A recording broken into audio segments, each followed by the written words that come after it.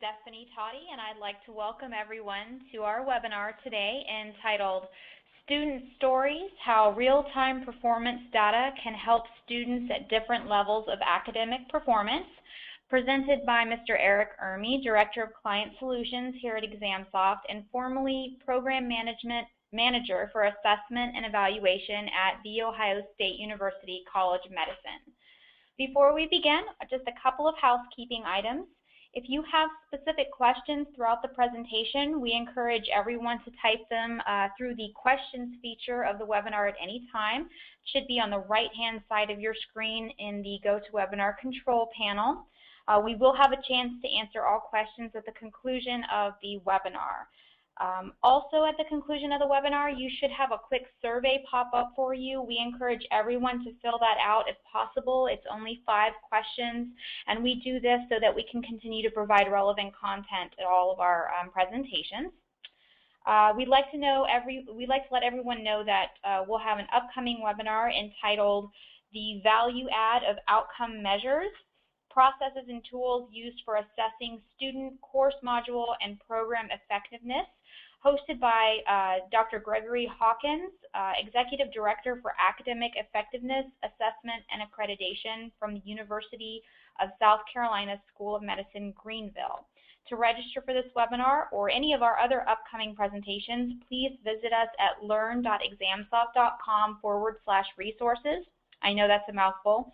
Or you can also stay up to date on all of our events by following us on LinkedIn or Twitter.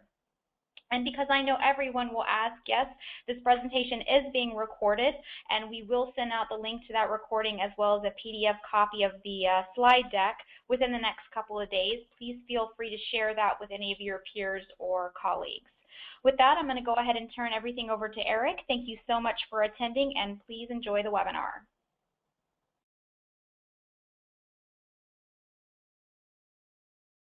Thanks, Stephanie. And thank you, everybody, for taking some time out of your schedule today to join us for this webinar.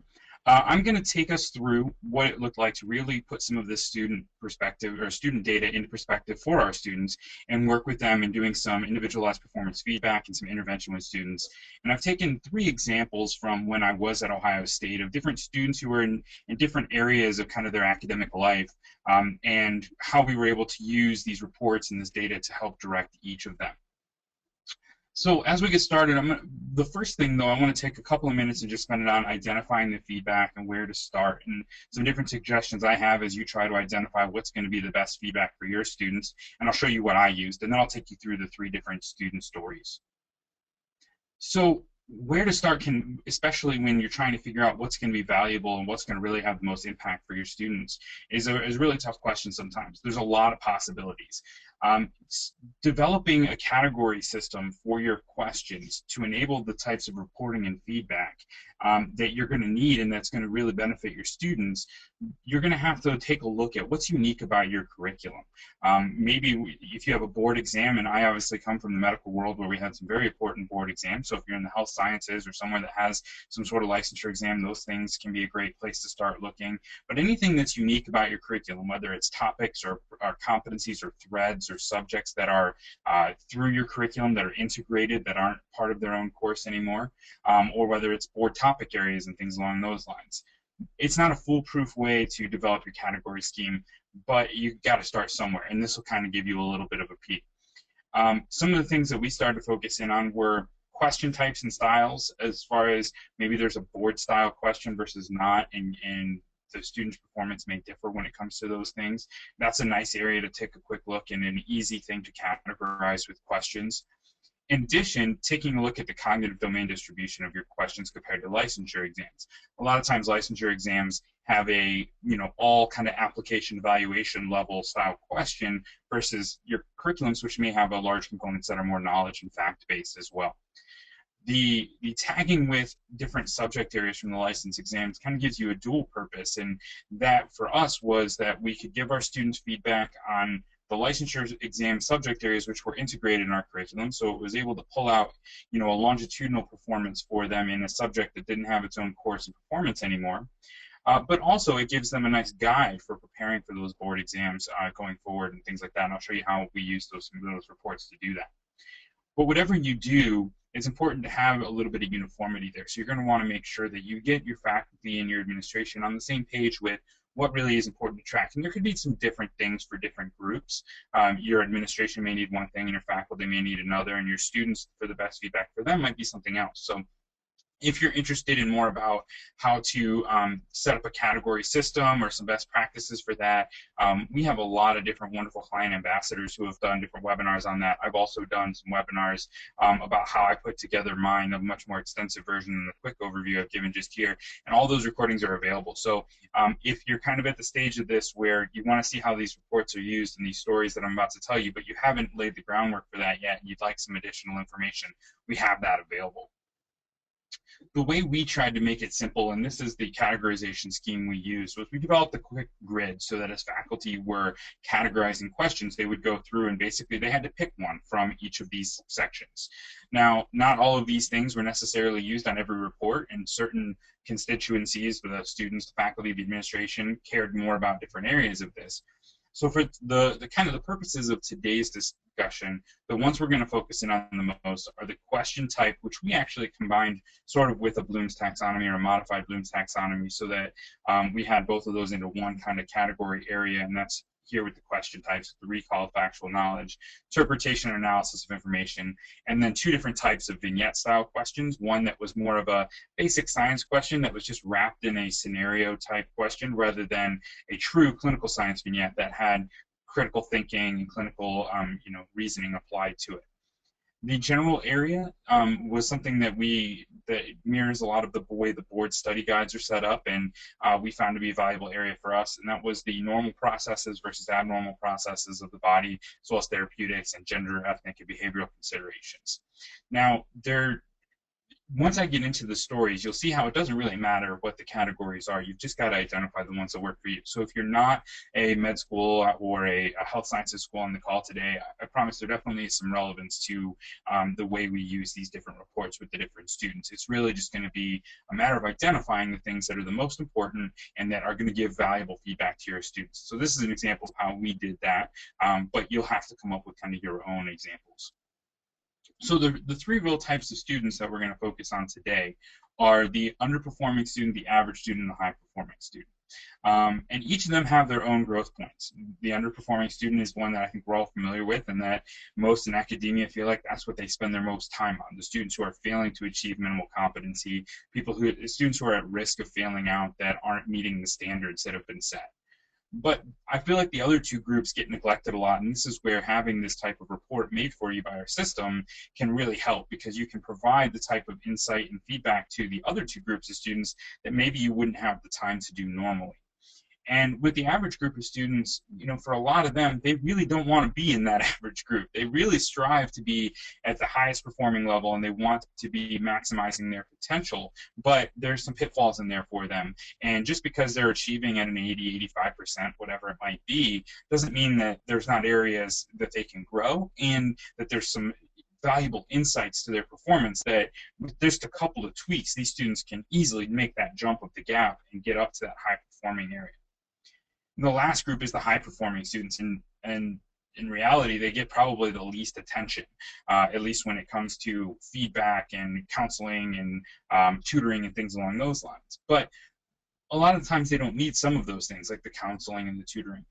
There's still some great things that we can glean from their performance that can help them develop things like advanced competencies, or that they can start to pick out areas that are going to be of particular interest to them and things along those lines. So I'm going to take you through an example now of each one of these types of students, slightly modified, but a pretty solid representation of actual students that I dealt with during my time at Ohio State.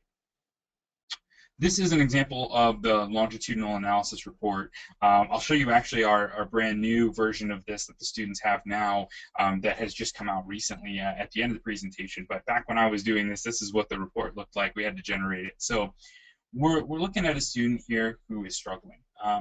And when you take a look at it on the surface, this student was averaging about 75% or so on each exam. But that number, while low, isn't low enough to necessarily fail out. It's borderline. Every once in a while it would dip and the student would fail a couple exams and then they'd come back up and be okay. Just a very back and forth borderline student who is struggling to keep his head above water. And if you start to digest what we got when we started putting all of this together, this was a longitudinal report. We had the subject areas from the boards that were all integrated in our curriculum, and then those general areas and question types that I was talking about before. The first thing that really jumped out to us, and it's really not rocket science here, is as you look, the recall of factual knowledge is pretty good. The student can understand the facts, can learn the material.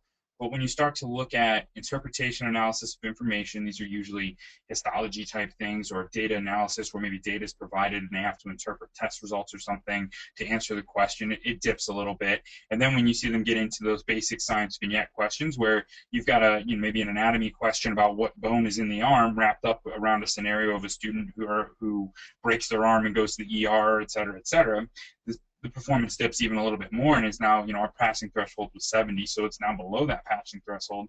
And when you really hit those clinical science vignette type questions where it's application and synthesis of all of the knowledge, it really starts to bottom out. So there's a really clear trend there that pointed us to a couple of different things. It's one thing if a student is kind of the same all the way across the board. It's a little bit harder to pick out maybe an area to start addressing with them. But when you can see that the student's capable of learning this stuff, but as you get to those higher levels, it's decreasing. That usually for us, and specifically in this case it did, point to kind of a study methods problem. And so I brought the student in, and we brought in our academic counselor, and we worked with the student, and we said, how are you studying for exams? What are you doing to prepare for the content? What are you doing after lecture every day, and so on? And it turned out that really what the student was doing was rewriting the notes over and over and over again, sometimes 15, 20 times, rewriting all the notes for each lecture. And so that's why, okay, doing pretty well when it came to remembering the facts out of those things. Not phenomenal, but well. But when it came to anything beyond that, really struggling. And so one of the things we did to address that with the student was start to work with them on, okay, you're going to have to review and know those facts some. But let's take a lot of that time out that you were rewriting notes, and we gave them cases, and we worked with some faculty members to get some mock cases for them and let them take the different things they were learning in lectures and apply them to cases and work through them in the form of a case to start to try to apply that knowledge that they were memorizing to those higher levels of blooms and to those more complex scenarios. And that was one of a big easy first step that we could make with that student with just a little bit of guidance from the faculty and from the academic counselor. But we were able to pull that out by looking at the question type performance. The next step was we take a look at these general areas here. And again, there's a big disparity between normal processes and abnormal processes. It matches up, though, with what we're seeing before. Normal processes, how does the liver work? How does X protein affect Y?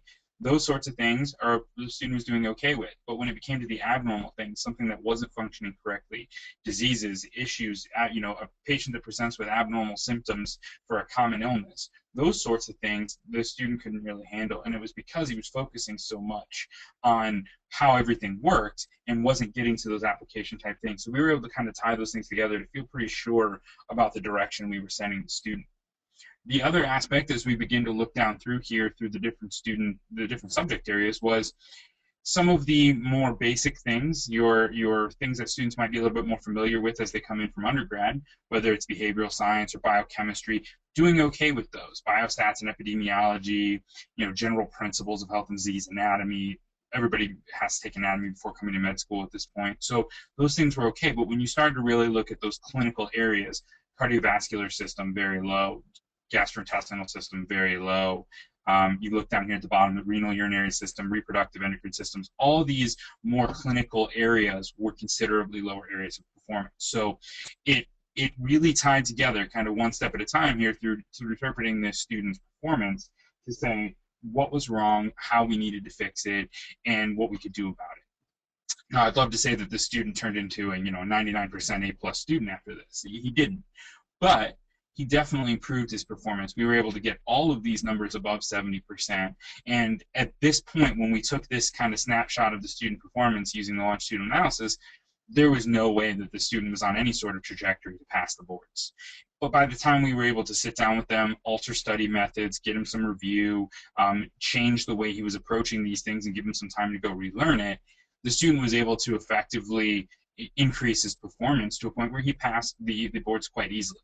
And so it was a really meaningful intervention for a student who may have ended up, repeating a year or knocked out of medical school with a bunch of debt that he couldn't even bankruptcy himself away from, the way the educational funding works these days.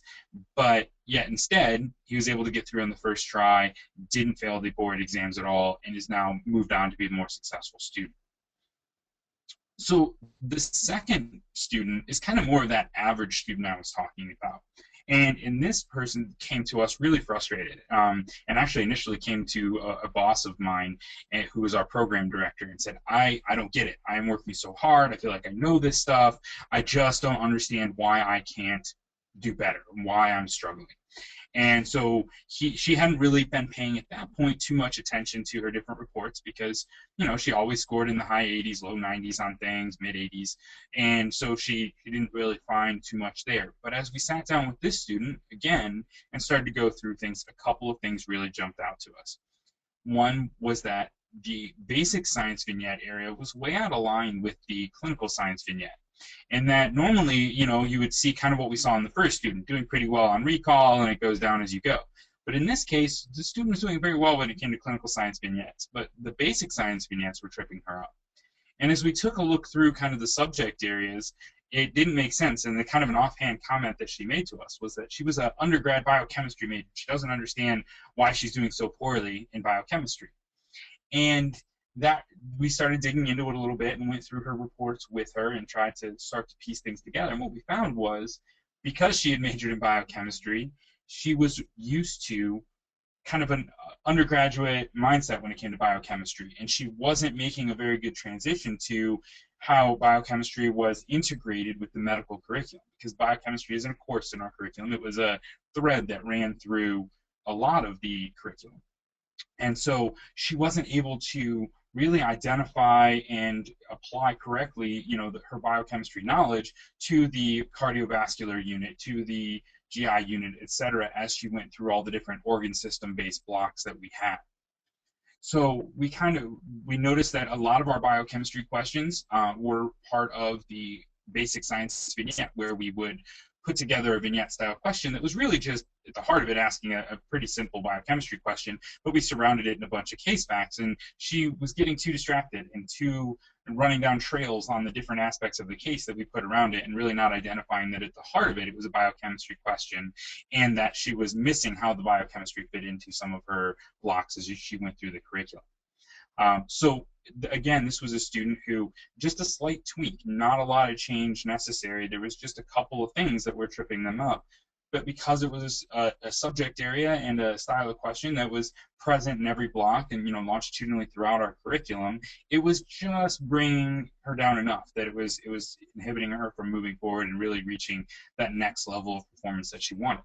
So once we made these changes and worked with her some and gave her some study tips, and she was able to turn around really quickly, because a highly motivated student like that who's already performing very well, if you give them the keys to how to improve their performance, they almost always take advantage of them. And so she very quickly kind of changed how she was doing things, met with an older peer who was doing very well in biochemistry across the curriculum to get a little bit of peer tutoring, and was quickly on her way and became one of those people who scored at a very high level at the very top of the class as she went through. The next student is kind of a different type in that you look at this and there's nothing really that stands out that this student needs to improve upon. The student's doing phenomenally within the curriculum. And this student wasn't brought to us for any sort of performance concerns, but came by my office one day and was looking for something to do over that summer between the first year and the second year of medical school, and said, he knew he should get some research experience or something, but he doesn't really know what to go into, and he's got all these different opportunities, but he doesn't know which one to pick, and he really just, threw his hands up in the air and said, I don't know. And so for him, this became less about trying to improve any particular area of performance, because he was performing so phenomenally, but really starting to delve into, all right, is there anything here that really stands out?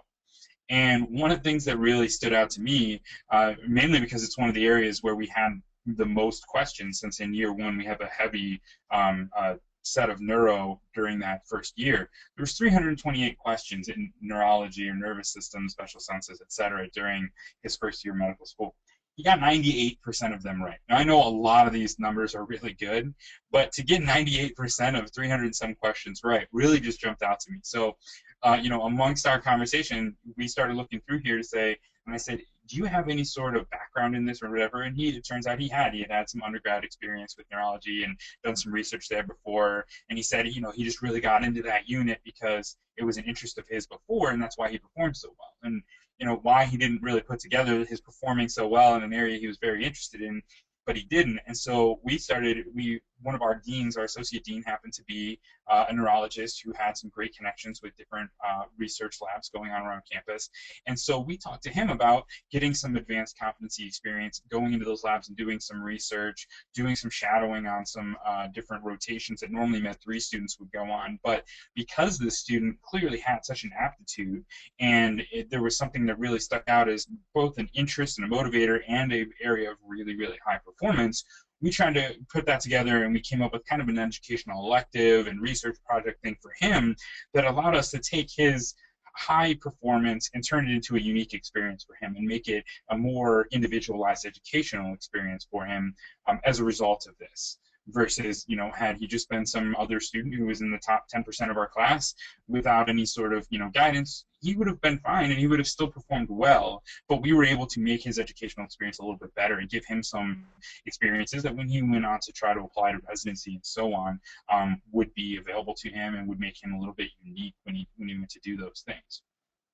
But the really nice thing about all of this is that this data, whether it's for our student here who's super high performing, or our middle of the road student, or even our low performing student, is that all the data is automatically generated and it's automatically available. And really, for doing nothing other than what you would normally do, it gives some exams. As long as you categorize the questions, this feedback is available. And there really is you spend 90% of your time on the bottom 10% of your students, at least in my experience and so many of my colleagues that I've talked with over the years, really rings true. So being able to give this sort of feedback to the students who are in the middle of the pack, who you don't have the time to necessarily do a lot of one-on-one with, or who isn't a target group for you for performance improvement, or to your top students who are really looking for other areas to exceed, this is great because this enables you to give them that attention without having to spend the time on it necessarily. One of the things that after we started incorporating this data into our curriculum, a few different things that we did was, one, we started releasing this on a regular basis to students to make sure that they were able to see these numbers build up every time they took an exam over time and watch the changes and spot trends. But it became a really, really effective board study tool for them, in that as they sat down to make up their study schedules for the board exams, they now had a guide. And so the students, student B here could go through and pick out the subject areas where she performed the lowest, whether it was biochemistry here or respiratory down at the bottom, different things that where the weaknesses she could spend extra time on, but the areas where she was especially strong, she didn't have to spend as much time on those, and it became a really nice guide for them. Same thing for our struggling students, being able to identify that they're struggling generally with board-style questions. Well, every question is going to be a board-style question on the board, so that's something we've got to find a way to address, even more than just identifying particular subject areas and going through that way. Additionally, even our top students, what we found was that just having a little bit of information on where to kind of hone their time and how to allot that valuable resource that they have of time that they have so little of was very, very helpful. And we saw a couple of different things. We, in addition to the different types of interventions I talked about here, we took these reports and we started taking a look at trends across our entire class to see if we could, spot anything that would help with performance. And what we found was that there were categories that would help us predict who was at the highest risk of failing the boards. And we developed intervention programs around these reports to help those students. And what we saw was a really great increase. We went from about 10 to 12 failures a year down to about 2 failures a year, using these as a guide to help identify which students we needed to intervene with. For our top students, we started seeing scores come in at levels that even our top students didn't used to score, and our overall class average came in considerably higher than it had in previous years. And so we were seeing an overall effect on the class of just putting this power in their hands and letting them be, quality self-directed learners. After going through that for a couple of years and really seeing the value of it, we went through a curricular reform. And part of the curricular reform, we put in an e-portfolio program with a coaching program. So there was actual people who were their portfolio coach who would meet with them, and we incorporated these reports with a couple other competency reports that covered other areas of their assessment and education.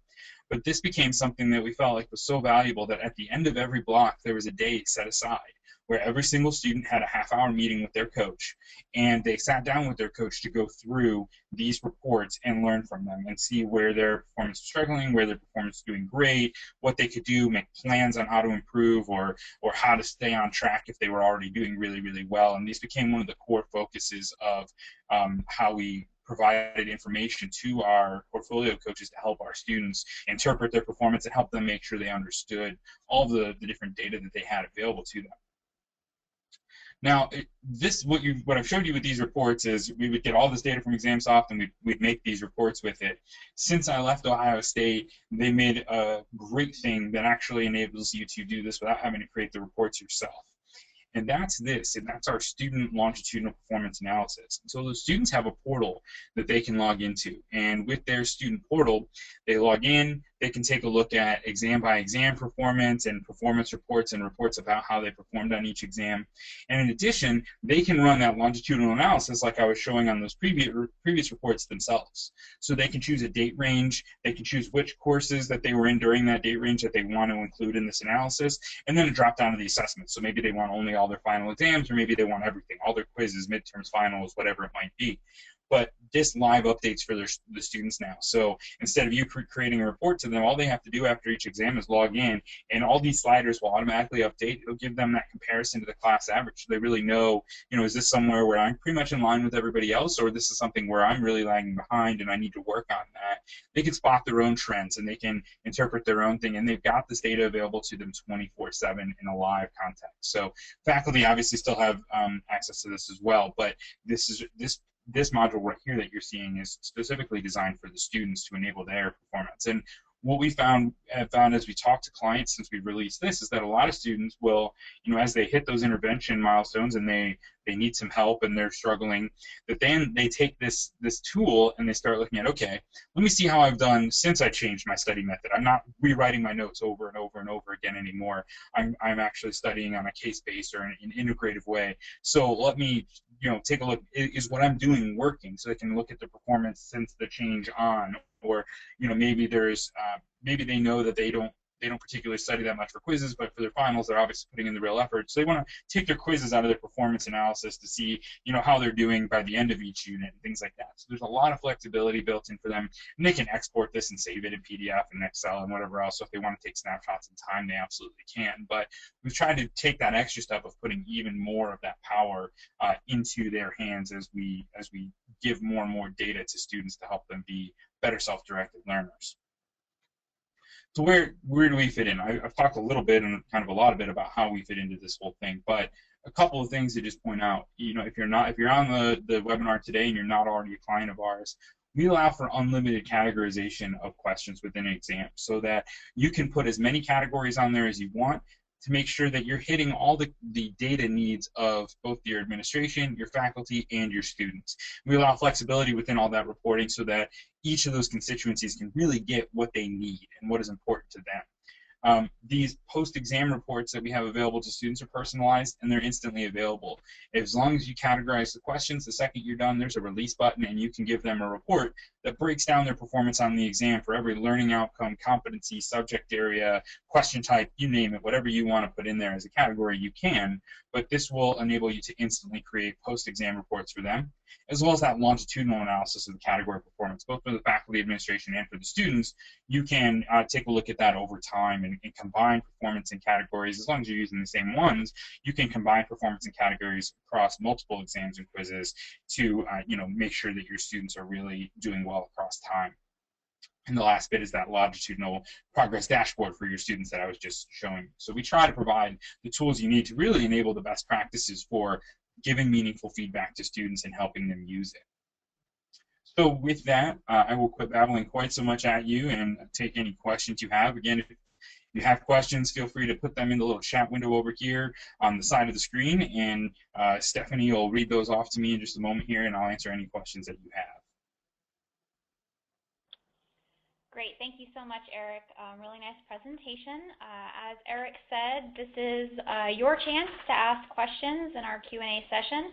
If you do have questions you'd like to pose to Eric, go ahead and type them in the questions area of the GoToWebinar control panel, which should be on the right-hand side of your screen.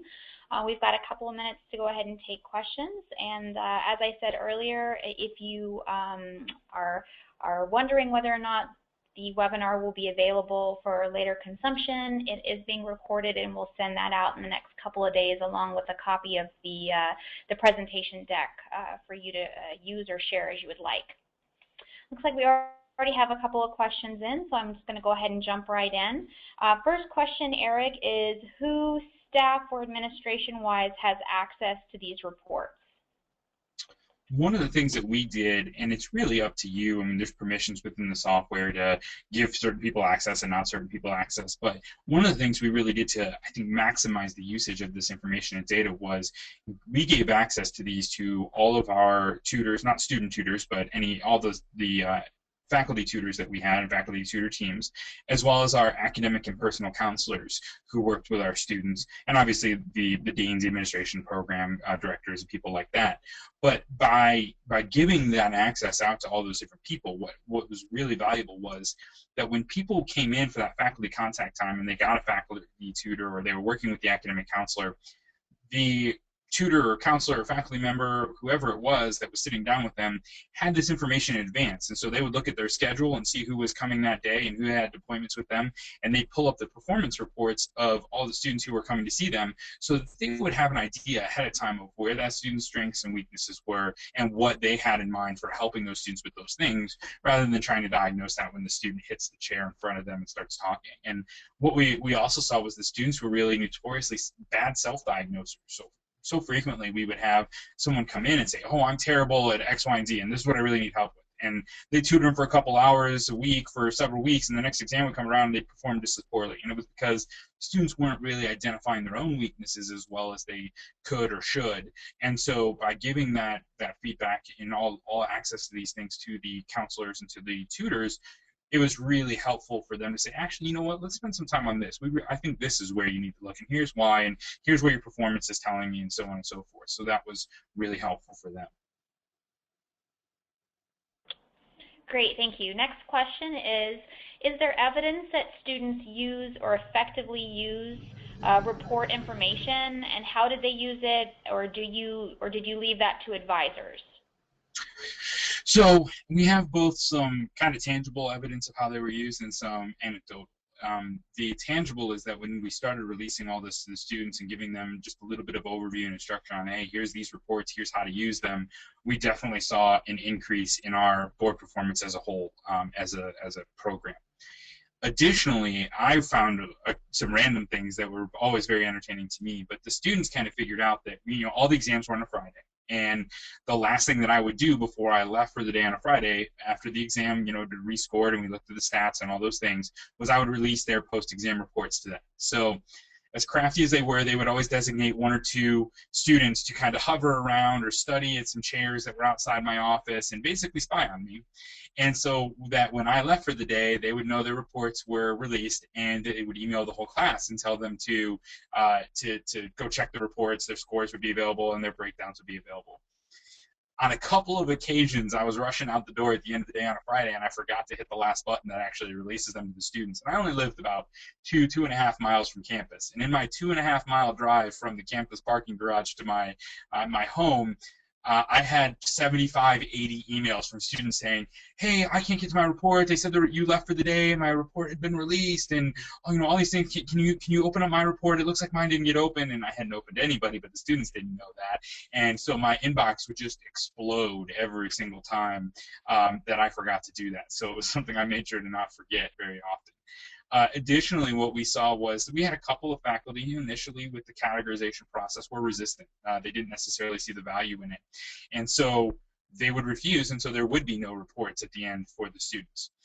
the students would come to us and demand their reports, and we'd say, sorry, the faculty member chose not to do it, who's in charge of the block. And the students would basically go knock down that person's door. They'd camp out waiting at their office hours, and 20, 30 of them would show up at a time and say, we need our reports. We need to know. I need to know how this affects what I need to do for the boards, and I have to remediate. How am I supposed to know what to remediate if I don't have these reports? And so what would usually happen is I'd get like a printed copy of the exam slid under my door before I showed up the next day that had handwritten categories in pencil on it from that faculty member who had kind of been peer pressured by the students into doing the categorization. So, for all measures we had of it, whether it was tangible or kind of the anecdotal, the students really, really did value these reports, and it didn't take very much guidance to show them, hey, here's what's there for you, here's some of the best ways we recommend to use this and help guide you with it, and the students really took to that very well.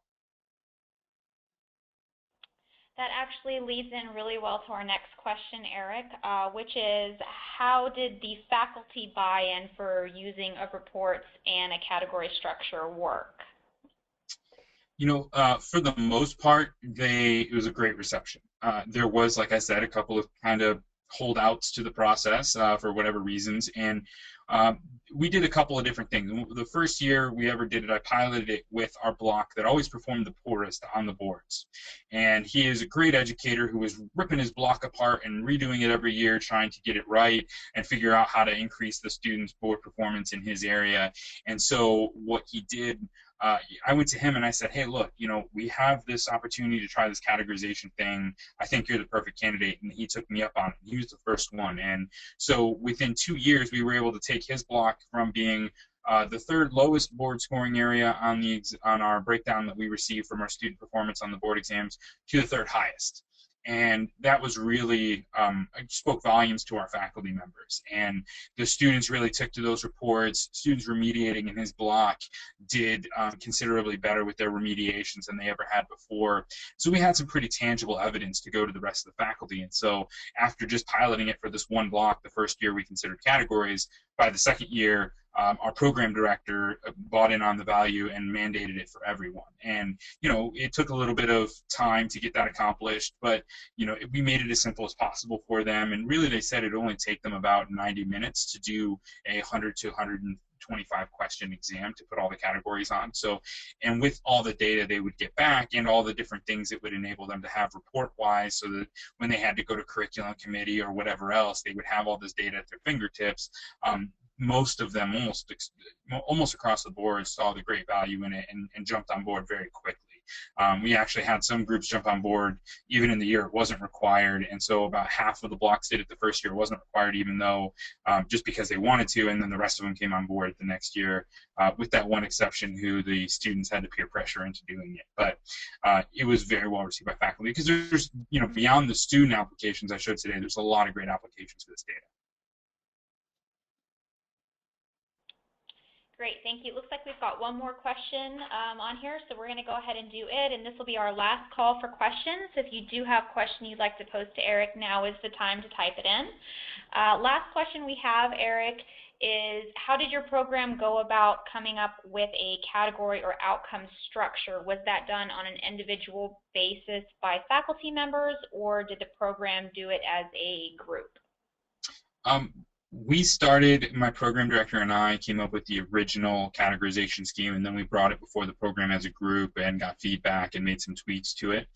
We selected certain areas that we had decided we were going to make mandatory as far as categorization went, but then we also gave the faculty some freedom in that, hey, if you have some categorization ideas or some things you'd like to get results about in your block, feel free to do those, but they're going to be done in addition, not instead of these others. And that really gave us some great continuity to make sure that the students were seeing some consistent results that they could understand from block to block, that things weren't wildly changing on them. Also, especially for that longitudinal analysis, to be able to look at those categories across time, it was very important that we used the same board subject areas in each block, that we used the same question types and things along those lines. But the things like individual learning outcomes, those varied from block to block and were really more at the discretion of the block leader, as well as sometimes people wanted to track things we had a couple blocks where they wanted to track how students did on content that was covered via a podcast or a web what do you call those things, a web module, rather than a live lecture or a team-based learning exercise, whatever. So they actually took and added the delivery method as a category to the questions to see if there was a performance difference based on that. So we had some people come up with some creative things that they would do on their own, and we left them the autonomy to do that. But at the same time, from the program and administrative level, we decided these were the things that we knew at the core everyone was going to have to do. Okay, and it looks like we do have one more question. How does the assessment process work with less than traditional means of evaluation, such as presentations, practicals, etc.? We didn't have a lot of options available to us for getting this same sort of data back then. But one of the things that we've come out with at ExamSoft in the last, we just released it in January actually, is our rubric platform. And the rubrics can be categorized in the same way the multiple choice questions can be, and that each individual thing you're assessing or each row of your rubric can be tagged to those categories.